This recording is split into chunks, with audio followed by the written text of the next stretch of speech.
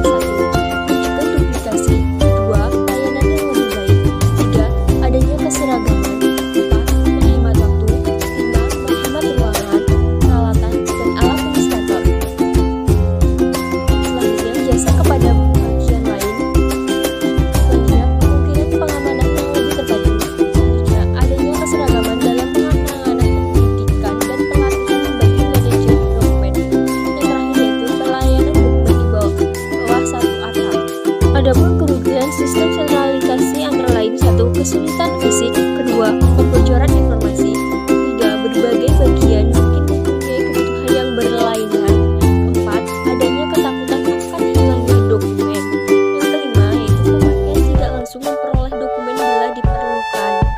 Sistem yang kedua yaitu sistem desentralisasi, di mana sistem ini menyerahkan pengelolaan dan penyimpanan dokumen pada masing-masing unit.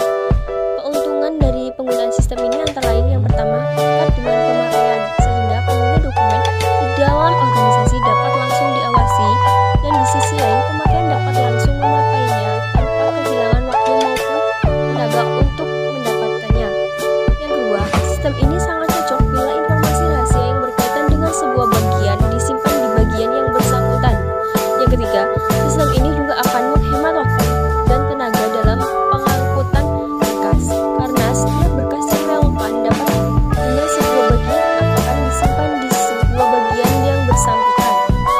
Kerugian sistem desentralisasi sendiri itu adalah pengawasan relatif sulit dilakukan karena letak dokumen yang tersebar di masing-masing bagian dan sangat lazim apabila masing-masing akan menerapkan standar penyimpanan yang berbeda-beda. Yang kedua, karena banyak duplikasi atas dokumen yang sama, hal itu mengakibatkan terjadinya duplikasi ruangan, perlengkapan, dan alat tulis kantor yang menjadikannya kurang efisien. Yang ketiga, karena proporsi pekerjaan untuk menyimpan dokumen hanya menjadi salah satu fungsi dari tenaga administrasi, kegiatan ini akan mengakibatkan layanan yang diterapkan kurang memuaskan. Yang keempat, sistem ini akan mengalami kesulitan pemberkasan berkaitan dengan dokumen yang relevan dan berkaitan dengan dua bagian atau lebih.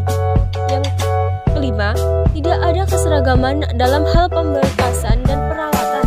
Yang terakhir yaitu masing-masing bagian penyimpanan dokumennya sendiri hingga dokumen yang sama tersebar di berbagai tempat.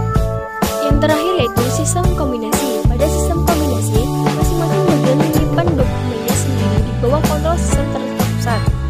Dokumen yang disimpan pada masing-masing bagian lazimnya adalah dokumen menyangkut personalia, gaji, kredit, keuangan, dan catatan penjualan.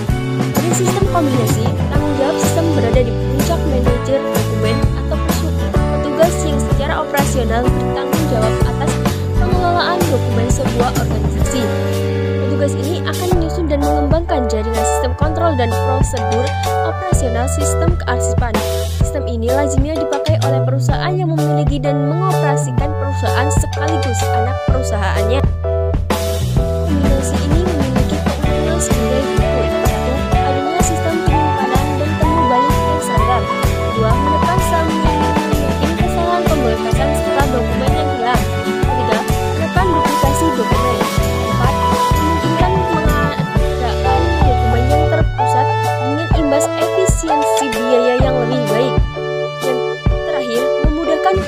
menggerakkan dokumen sesuai dengan jadwal retensi dan pemusnahan. Adapun kerugian sistem kombinasi sebagai berikut. Yang pertama, karena dokumen yang bertautan tidak ditempatkan pada tempat yang sama akan menyebabkan sulitnya penggunaan dokumen yang dimaksud. Yang kedua, kurang luas karena keseragaman keseluruhan unit belum dan tidak ada. Yang terakhir, masalah yang berasal dari sistem sentralisasi dan desentralisasi akan dibawa ke sistem kombinasi, walaupun dapat meminimalisir apabila pengelolaannya dilakukan secara cermat dan tepat. Terima kasih sudah menonton. Wassalamualaikum warahmatullahi wabarakatuh.